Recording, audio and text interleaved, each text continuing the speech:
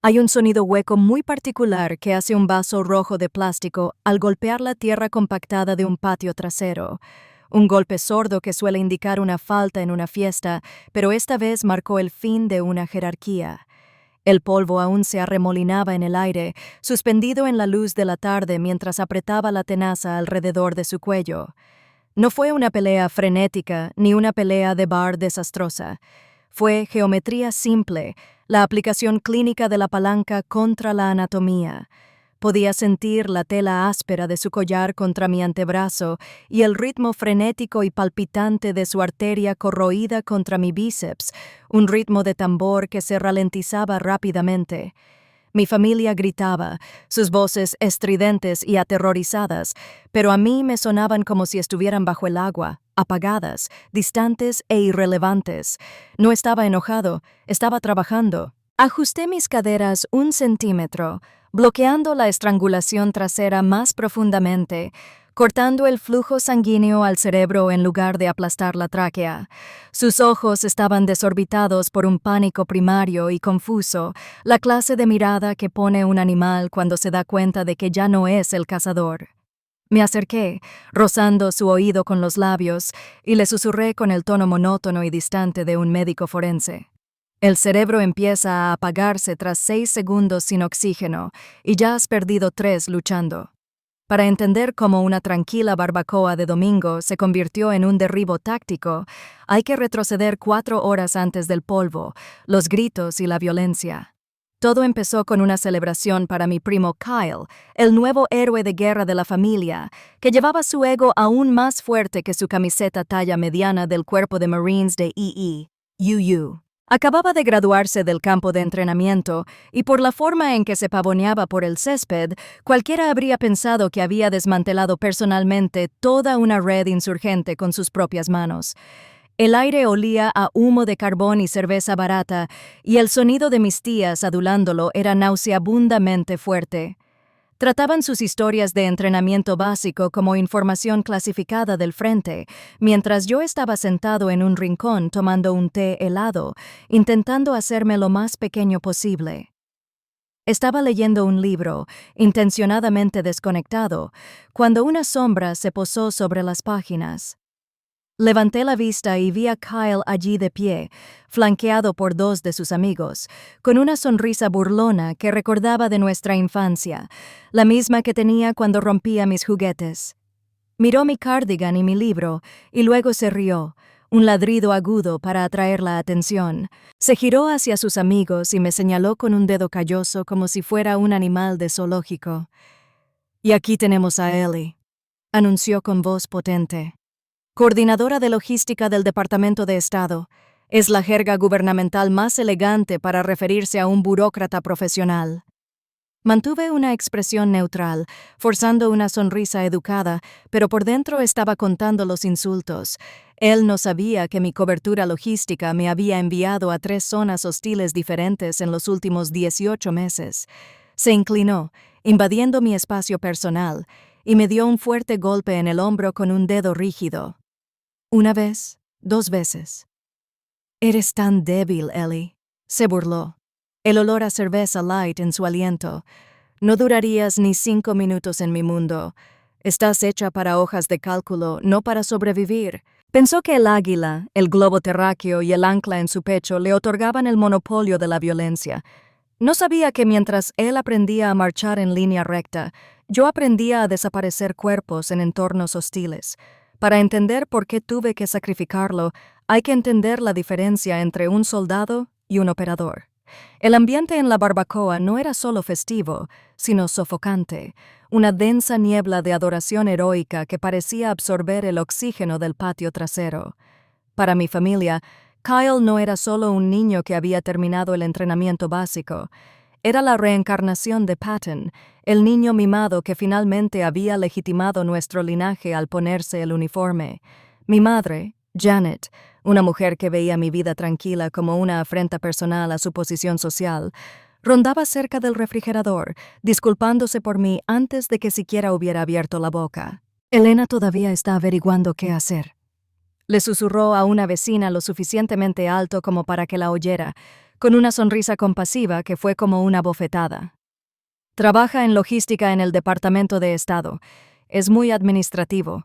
Solo esperamos que encuentre marido pronto. Quizás eso le dé alguna orientación. Tomé un sorbo de té helado, dejando que la condensación me goteara en la mano, y me obligué a permanecer como un lienzo en blanco. Por dentro, reía, una risa fría y oscura que nunca llegó a mis ojos. Vieron a una solterona con un aburrido trabajo de oficina, una mujer que llenaba facturas de clips y toner de impresora.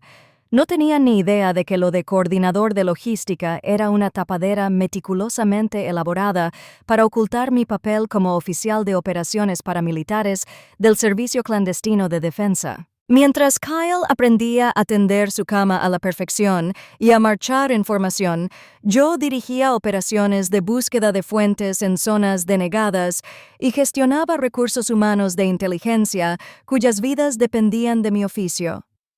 La diferencia entre su percepción y mi realidad era tan grande que casi me desorientaba. Hace apenas 3 semanas no estaba organizando hojas de cálculo.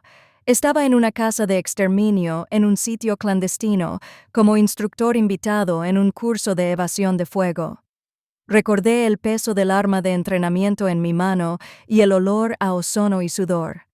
Recordé a un aprendiz, un hombre del doble de mi tamaño, con complexión de linebacker, que creía que su fuerza lo salvaría en combate cuerpo a cuerpo.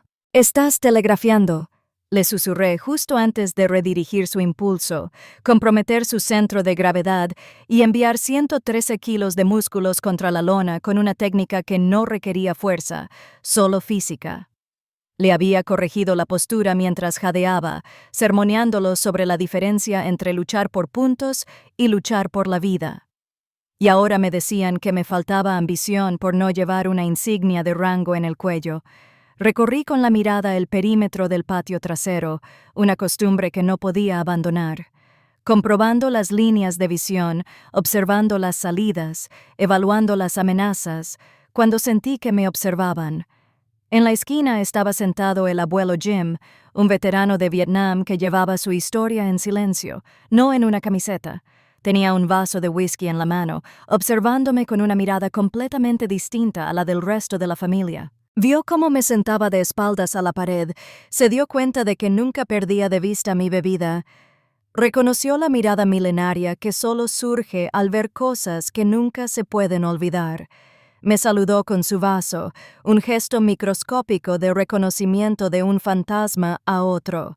Era el único que sospechaba que la oveja negra tenía dientes más afilados que el lobo dorado. Mi atención volvió al centro del patio cuando un coro de exclamaciones de compasión brotó de mis tías.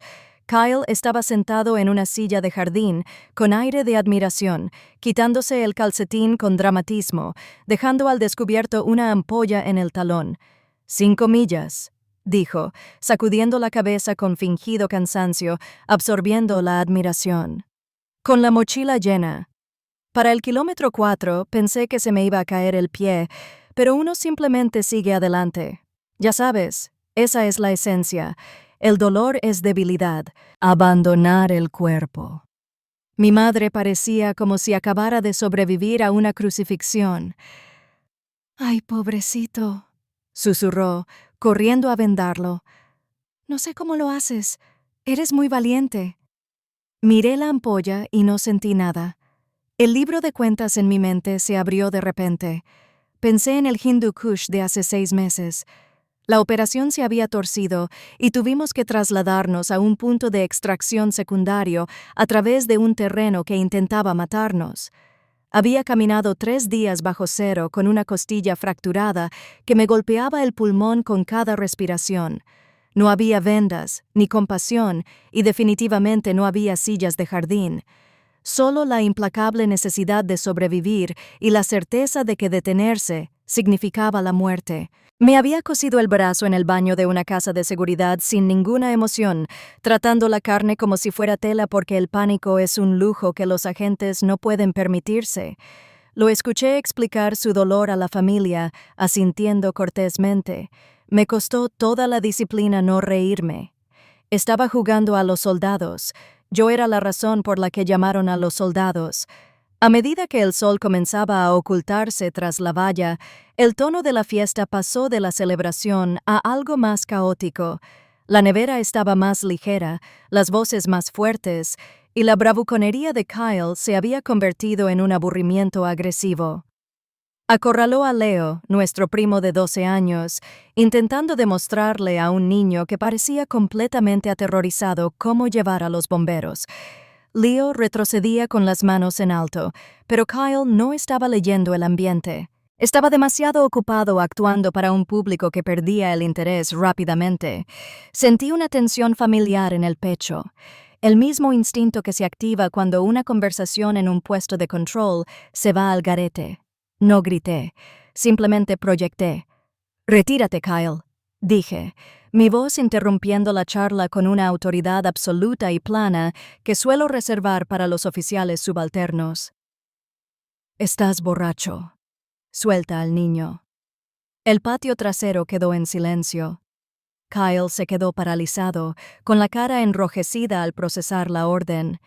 Para un niño dorado, acostumbrado a los elogios constantes, ser corregido delante de sus súbditos era un pecado imperdonable.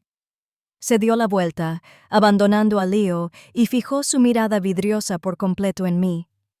«¿Crees que puedes decirme qué hacer?», dijo arrastrando las palabras, pasando por encima de los platos desechables tirados para meterse en mi espacio personal. «¿Crees que porque trabajas para el gobierno tienes rango? Tú archivas el papeleo, Ellie». Abrió los brazos, simulando una postura de lucha libre. «Vamos, logística. A ver si aguantas, ¿o vas corriendo a presentar una queja?» No sentí rabia. Sentí una fría y familiar claridad que me invadió. La parte prima de mi cerebro se apagó y la parte operativa se activó, iniciando un rápido ciclo de evaluación. Ya no estaba mirando a un familiar, estaba mirando un paquete objetivo. Observé el entorno. El césped estaba irregular y resbaladizo por el refresco derramado, un peligro de tropiezo para él, un punto de inflexión para mí. Analicé su postura. Su peso estaba demasiado inclinado hacia adelante, agresivo pero inestable, y su barbilla sobresalía, prácticamente pidiendo a gritos que la golpeara. Mentalmente conté cada error táctico que cometía, comparando su postura descuidada y ebria con la de los insurgentes entrenados que había rastreado en mercados abarrotados. Era casi insultante que esta fuera la amenaza que exigía mi atención. Respiré hondo, recuperándome. Tenía que seguir las reglas del juego, incluso en un patio trasero suburbano. Necesitaba testigos que vieran que le ofrecía una salida, la oportunidad de alejarse con las extremidades intactas. «Kyle», dije, levantando las manos en un gesto no amenazante con la palma abierta, pero que en realidad me mantuvo en guardia. «Te pido que te alejes. No quiero hacerte daño». Soltó una carcajada, un sonido áspero y desagradable, y bajó el hombro, anunciando su movimiento como una valla publicitaria. Confundió mi contención con miedo. «Es un error común. Suele ser el último que comete la gente antes de despertarse con bridas». Suspiré, dejé mi bebida y me preparé para darle una lección de física. Kyle se movió antes de que terminara la frase, bajó el hombro y cargó hacia adelante con el torpe impulso de un peleador de bar. Fue una entrada descuidada, con la cabeza gacha y el centro de gravedad demasiado pronto, dejando todo el torso al descubierto. Para el resto de la familia probablemente pareció rápido, una repentina agresividad entre las mesas de picnic y las neveras portátiles. Pero para mí, verlo acortar la distancia era como ver un video a media velocidad. Mi ritmo cardíaco ni siquiera se disparó, simplemente recurrí a la memoria muscular que me habían inculcado durante meses de simulacros en la habitación oscura. Instintivamente, reconociendo el vector de su ataque y dándome cuenta, casi con aburrimiento, de que se había dejado completamente expuesto, no retrocedí. Me hice a un lado, un giro preciso de 45 grados. He practicado 10,000 veces hasta que las suelas de mis botas se desgastaron.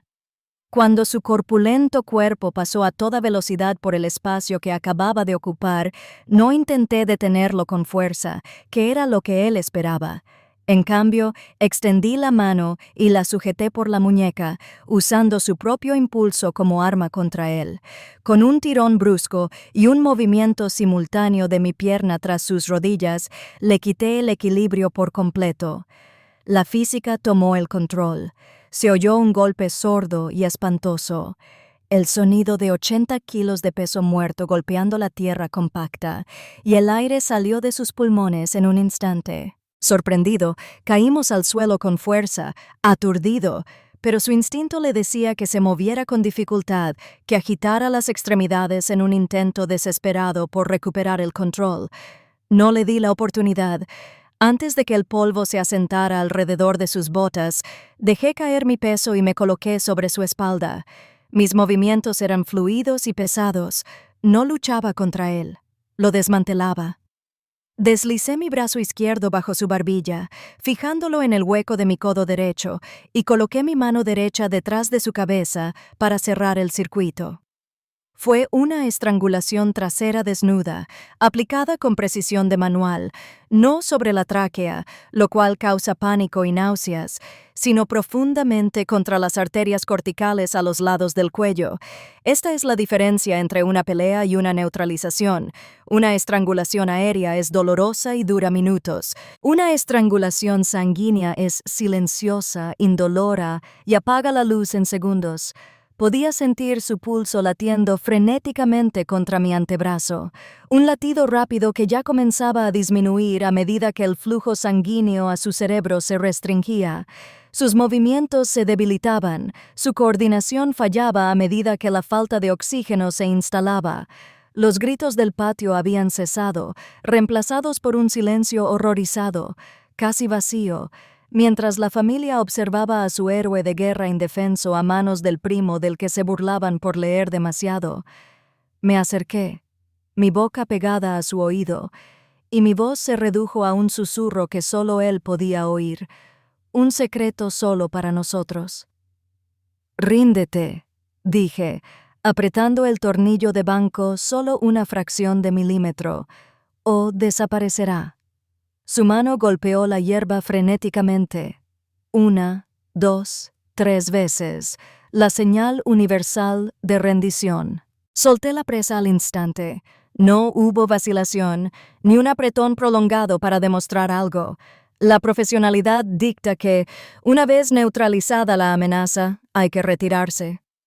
Me aparté y me levanté con un movimiento suave, creando una distancia táctica de 2 metros antes de que pudiera siquiera darse la vuelta. Revisé mi entorno, me alisé la parte delantera del cardigan y me ajusté las gafas. No me faltaba el aire, no sudaba, mi pulso se mantenía en unos cómodos 60 latidos por minuto. Kyle estaba a gatas, jadeando, tosiendo mientras la sangre le subía a la cabeza. Me miró con los ojos rojos y llorosos, su rostro una máscara de humillación y confusión. «Hiciste trampa», dijo con voz áspera, limpiándose la saliva de la barbilla. «¿Qué fue eso? Casi me matas». Lo miré, desvaneciendo mi tapadera, dejando que la fría realidad de mi profesión se filtrara en mi voz. «Eso fue una llave de control de nivel 4», dije, usando la terminología específica de la agencia. Sabía que eso pasaría desapercibido para mi familia, pero caería como un martillo en la suya.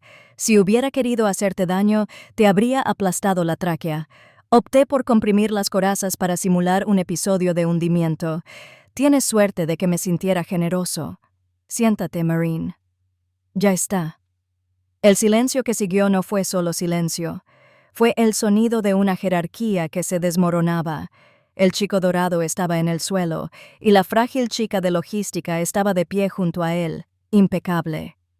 La conmoción que había silenciado momentáneamente el patio trasero se desvaneció, interrumpida por una exclamación colectiva que rápidamente se transformó en un frenesí de preocupación infundada.